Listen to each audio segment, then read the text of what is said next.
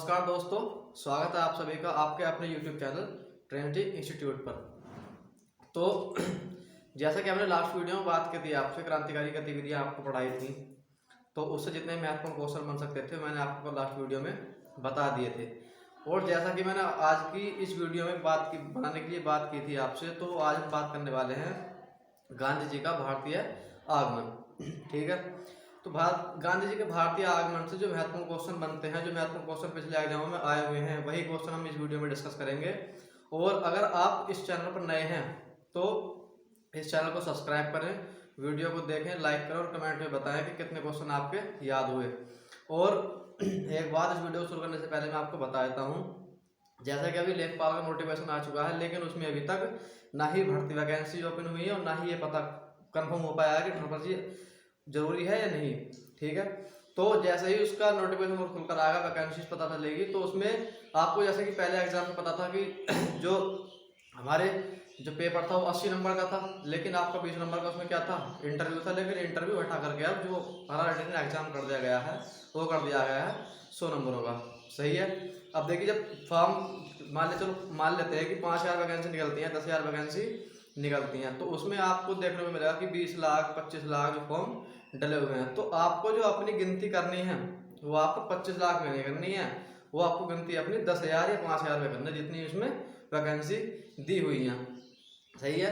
और बात करते हैं हम आपकी मेहनत की। तो देखिए, मेहनत आपको इतनी करनी है कि देखिए, मान लीजिए अगर 20 लाख में से कम आप 10 या 15 लाख बच्चे ऐसे होते हैं जो डेली या तो यूट्यूब से पढ़ाई कर रहे होते हैं या किसी कोचिंग सेंटर से पढ़ाई कर रहे होते हैं। अब मान लें कि 100 क्वेश्चन आपके पास अगर आए, ठीक है, तो 100 में से 60 से 65 जो क्वेश्चन होंगे वे सभी लोग आसानी से कर पाएंगे। सही है। लेकिन अगर आपका स्कोर भी 60 से 65 के बीच में है तो आपने इसमें नया क्या किया। सही है, आपने इसमें नया क्या किया। आप नया तब करेंगे जब आपका स्कोर 80 से 85 या 75 से 80 के बीच होगा। ठीक है, अगर आपका स्कोर 60 से 65 लोगों के बीच में है तो आपको सिलेक्शन के बारे में सोचना पड़ेगा कि आपका सिलेक्शन होगा या नहीं होगा। लेकिन अगर आपका स्कोर 80 से 85 या 75 से 80 के बीच में है तो आप फाइटर हो, यानी कि जो फाइट करने वाले हो, जो लोग पढ़ने वाले हैं, जिसे कहते हैं कि कुछ पढ़ रहे हैं, आपकी गिनती उन लोगों में होती है। ठीक है, और आपका जो स्कोर 60 से 65 से लेकर 80 से 85 तक आएगा, वो आएगा अगर आप मेहनत करेंगे।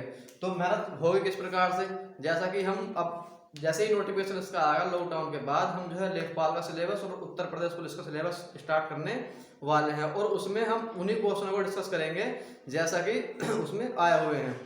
ठीक है, देखिए, उत्तर प्रदेश पुलिस का जो एग्जाम है ज़्यादा हार्ड नहीं है। मैं भी उसका एग्जाम 2 बार दे चुका हूँ, दोनों बार क्रैक कर चुका हूँ।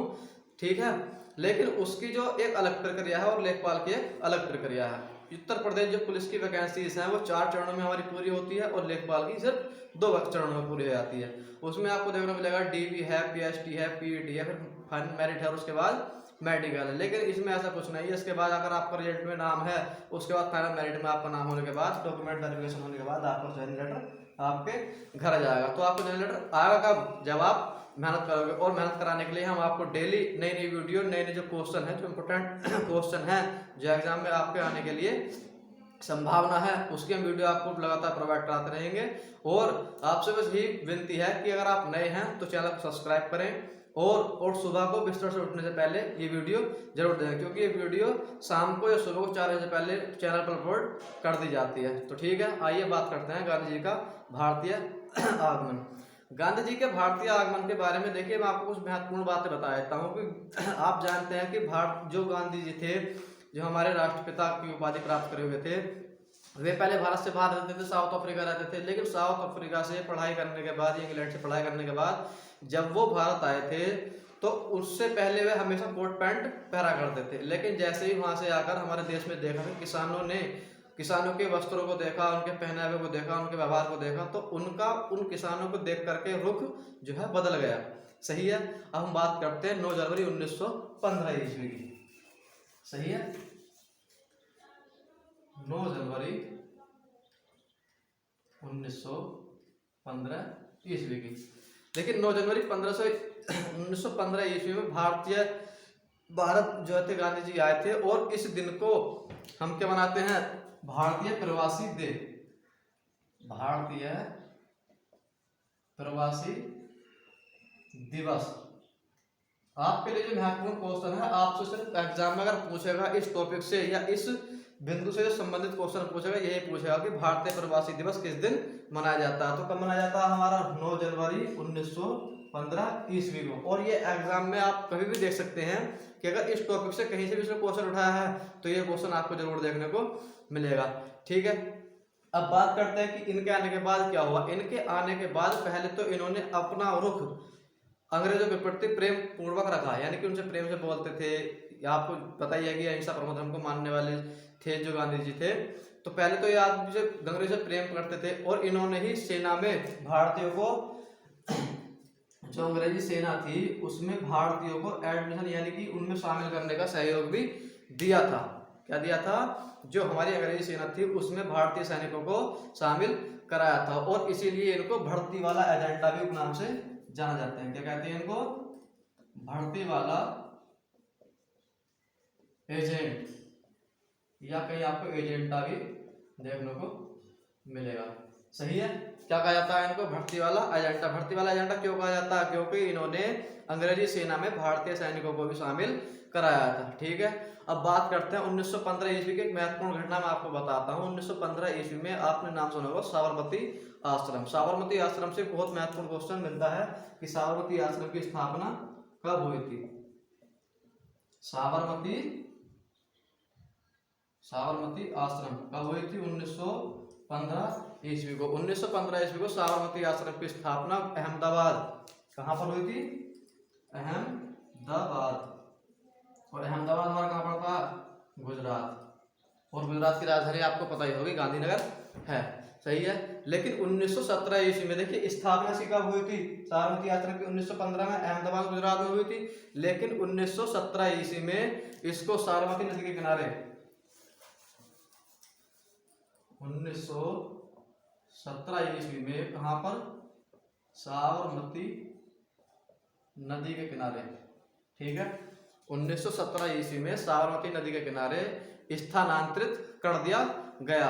और कहां पर किया गया था? एक जगह का नाम पढ़ते हैं, आपको शायद आपके किताब में पढ़ा होगा, नहीं पढ़ा होगा तो मैं आपको बताता हूं। उसका नाम है निवर्तमान। निवर्तमान आपके पास समझ में आई? 1915 ईस्वी में गांधी जी ने साबरमती आश्रम की स्थापना अहमदाबाद गुजरात में की थी। लेकिन 1917 ईस्वी में इसको निवर्तमान स्थान पर हस्तांतरित किया, यानी कि ट्रांसफर किया। ठीक है, अब हम बात करते हैं 1917 में एक महत्वपूर्ण घटना के बारे में जो आपको जो क्वेश्चन देखने को मिलेगा। 1917 ईस्वी, 1917 ईस्वी आपने आंदोलन का नाम सुना होगा, चंपारण आंदोलन।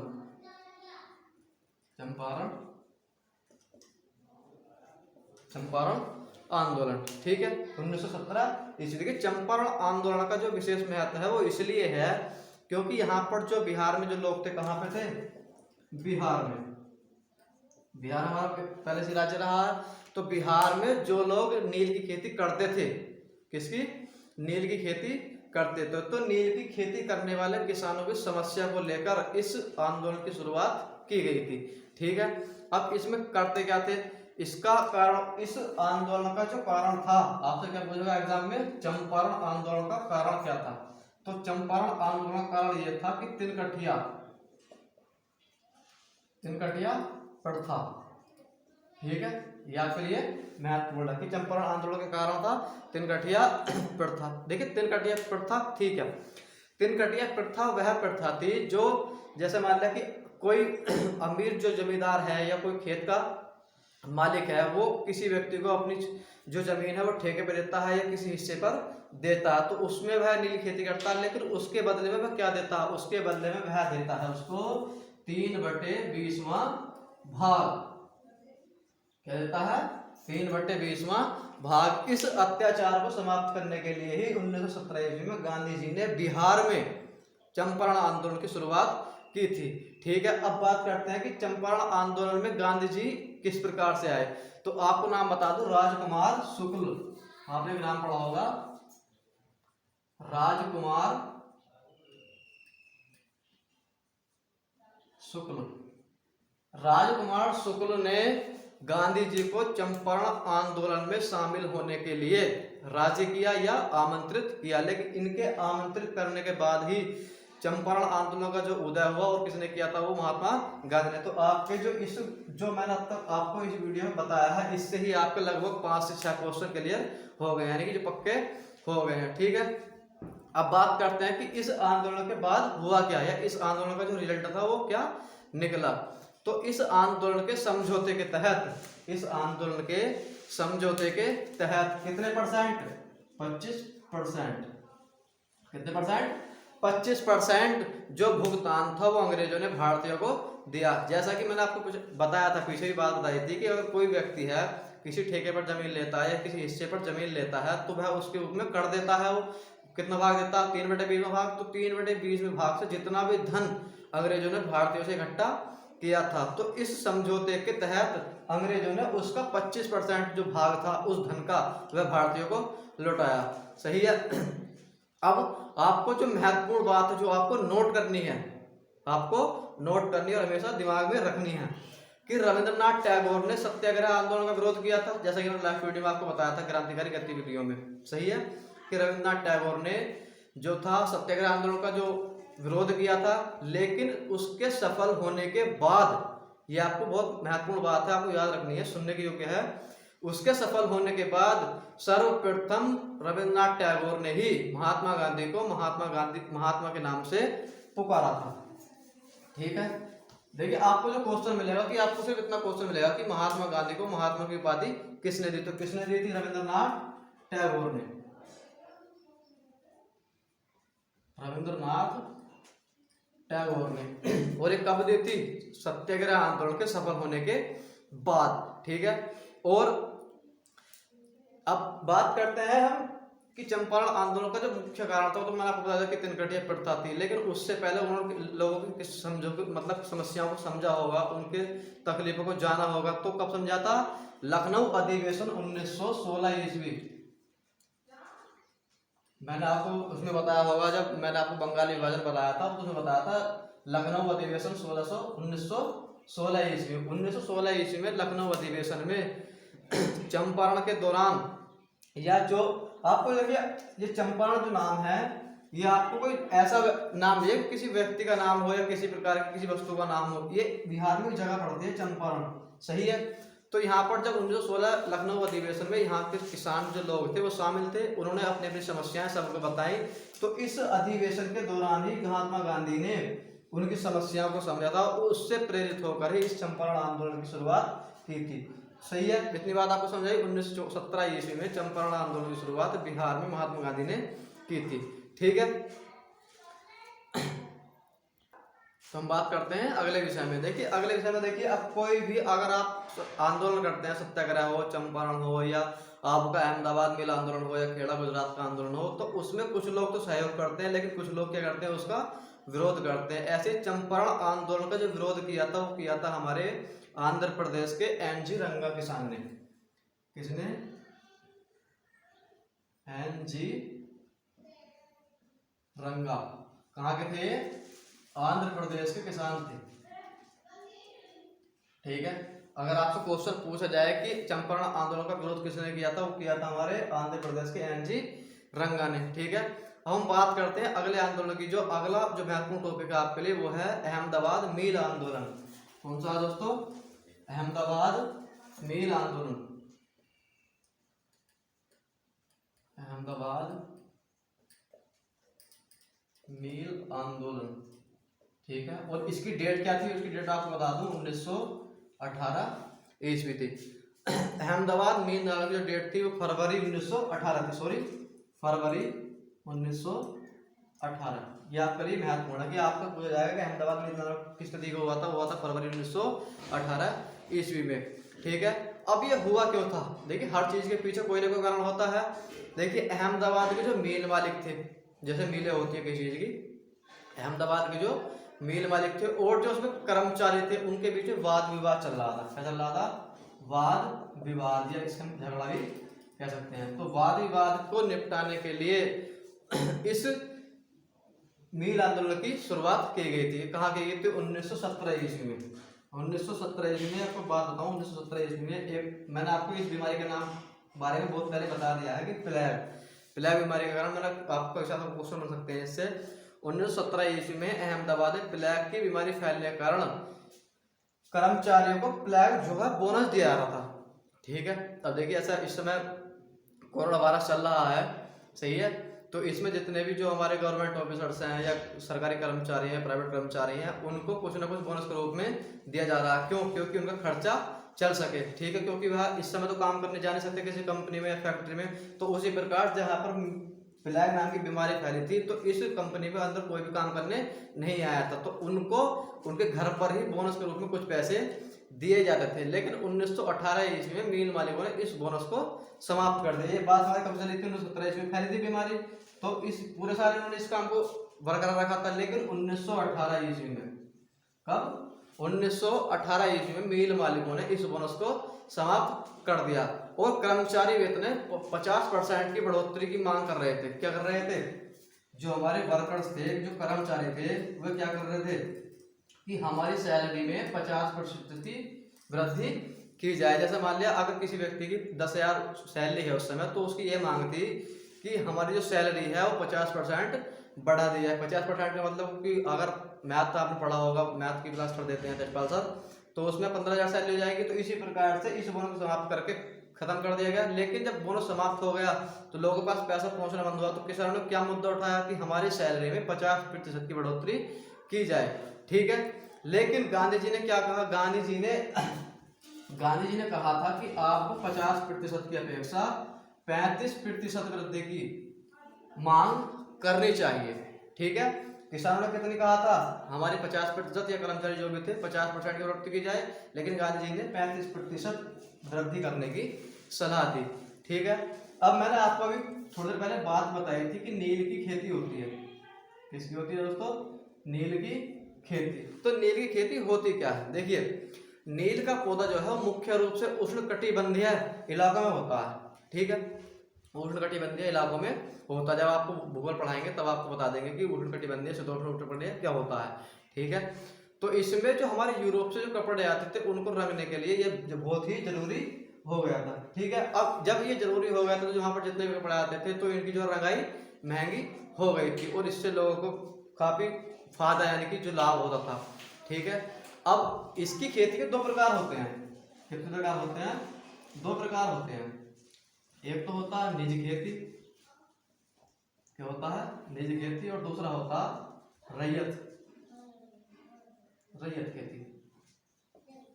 ठीक है, एक होता है हमारा निज खेती और दूसरा होता है रैयत खेती। देखिए निज खेती में क्या होता है? निज खेती में जो खुद किसान है, जैसे मान लो कोई बड़ा किसान है, अगर वह स्वयं अपने खेत में इस चीज की खेती करता है यानी कि नील की खेती करता है, ठीक है, तो उसे हम कहते हैं निज खेती, यानी कि अपनी जमीन में खेती करने को हम निज खेती कहते हैं। ठीक है, लेकिन ये विधि हमारी फेल क्यों हुई? कहाँ पर जाकर ऐसा बोले? इस विधि से करने के लिए किसान को जो है लागत ज्यादा लगानी पड़ती थी। सही है, अब देखिए कोई अगर आप खेती करते हैं, कोई आप बिजनेस करते हैं, अगर आपकी जो आमदनी है कोई लागत से कम है तो आप उस काम को थोड़ा ना करोगे, क्योंकि आपको नुकसान हो रहा है। तो इसलिए जब इस विधि को अपनाने के बाद नुकसान हुआ तो लोगों ने इस विधि को अपनाना छोड़ दिया। उसके बाद जो आई हमारी विधि वो आई थी रैयत विधि। ठीक है, अब रैयत विधि में क्या होता? जैसे कि मैंने आपको बताया था कि रैयत यानी कि जो पहले बड़े जमींदार होते थे उनसे कुछ लोग जो है खेती लेते थे। अब खेती लेने के बाद उनसे कुछ ऋण लेते थे, कर्ज लेते थे। जैसा कि आप मानो कि आपके पास 10 बीघे जमीन है और आप बैंक से क्रेडिट कार्ड लो, तो उसी प्रकार से जमींदार जो थे उनको ऋण देते थे। लेकिन उन खेती होने के बाद उस ऋण को वापस करा जाता था। लेकिन कितना करता था? उनसे कम से कम 25%। कितना दोस्तों? 25% जो है उनकी जो अनुदान की मांग थी, या कम से कम प्रतिशत भूमि थी, 25% भूमि थी, उस पर ही एक नील की खेती कर सकते थे। लेकिन फसल कटने के बाद इस फसल को बनाने के बाद वह उनका जो था पुराना ऋण दे देते थे और नया ऋण ले लेते। जैसे कि हम क्रेडिट कार्ड को रिन्यूअल कराते हैं, हमने पहले बैंक से कर्जा लिया, उसके बाद जैसे हमारी फसल अच्छी हुई हमने उसका क्रेडिट कार्ड वापस किया और फिर दोबारा रिन्यूअल करा के फिर दोबारा लिया और उसको निकालने के बाद फिर दोबारा उस खेती में लगा दिया। तो उसी प्रकार से ये क्रम इनका चलता रहता था।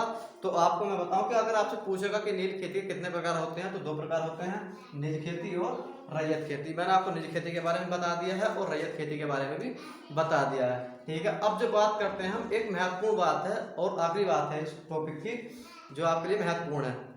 देखिए, इस आंदोलन के दौरान गांधी जी ने, इस आंदोलन के दौरान गांधी जी ने वांछित उद्देश्य प्राप्ति के लिए, किसके लिए? वांछित उद्देश्य, वांछित उद्देश्य प्राप्ति के लिए, अभी बताऊंगा कि वांछित क्या होता है। वांछित उद्देश्य प्राप्ति के लिए सर्वप्रथम अनशन, यानी कि जिसको हम कहते हैं आसन, सर्वप्रथम अनशन या भूख हड़ताल की शुरुआत की थी। क्या की थी? अनशन की या भूख हड़ताल की। अगर आपसे क्वेश्चन पूछा जाए किसी भी एग्जाम में, अगर आपको क्वेश्चन ये देखने को मिले कि गांधी जी ने किस घटना के दौरान भूख हड़ताल की सर्वप्रथम शुरुआत की थी, तो कब की थी? हमारी जो अहमदाबाद मिल आंदोलन था उसके अनुसार, ठीक है। अब इसमें क्या होता था, इसमें प्रारंभ में मिल मालिकों ने 20% वृद्धि करने का प्रस्ताव दिया था। कितना? 20% प्रस्ताव, यानी कि वृद्धि करने का प्रस्ताव दिया था। लेकिन गांधी जी का जो समझौता था उसमें क्या कहा था उन्होंने पहले कहा था कि आपको अपनी सैलरी में, जो अपनी जमीन में, अपनी वेतन में कितनी वृद्धि करवानी है, उनसे कितनी करानी है? 35%, ठीक है। 20% के लिए कहा था, लेकिन कितनी कराने के लिए कहा था? 35%। देखिए, अब मैं आपको उसका क्रम बता देता हूँ जो आपके लिए बहुत महत्वपूर्ण है, जो अक्सर एग्जाम में पूछा जाता है कि गांधी जी ने किस किस क्रम से अपने आंदोलन किए थे। तो 1917 में आपको बताऊं कि चंपारण किया था, ठीक है। 1918 में अहमदाबाद मेल किया था, अहमदाबाद मेल किया था। और 1918 में ही जो आपका खेड़ा, ये काम पड़ता है हमारा गुजरात में पड़ता है, ठीक है। खेड़ा गुजरात आंदोलन पड़ता है। देखिए, आपको क्रम याद रखना है कि पहला 1917 में चंपारण आंदोलन था, दूसरा 1917 में अहमदाबाद मेल आंदोलन था, और 1918 में ही आपको क्या था? खेड़ा गुजरात का था, ठीक है। तो आज की वीडियो में इतना ही हम बात करेंगे, और इस टॉपिक से जितना भी महत्वपूर्ण क्वेश्चन बन सकते थे वो मैंने सारे आपको इस वीडियो में बता दिए हैं। तो अगर आप इस वीडियो को देखते हैं या आप नए हैं इस चैनल पर, तो सब्सक्राइब करें और वीडियो को बताएं कि आपको कितना समझ में आया, कितना नहीं समझ में आया। अगर कोई आपका मुझसे गलती बस कोई क्वेश्चन छूट गया है तो कमेंट करके जरूर बताएं। धन्यवाद, नमस्कार।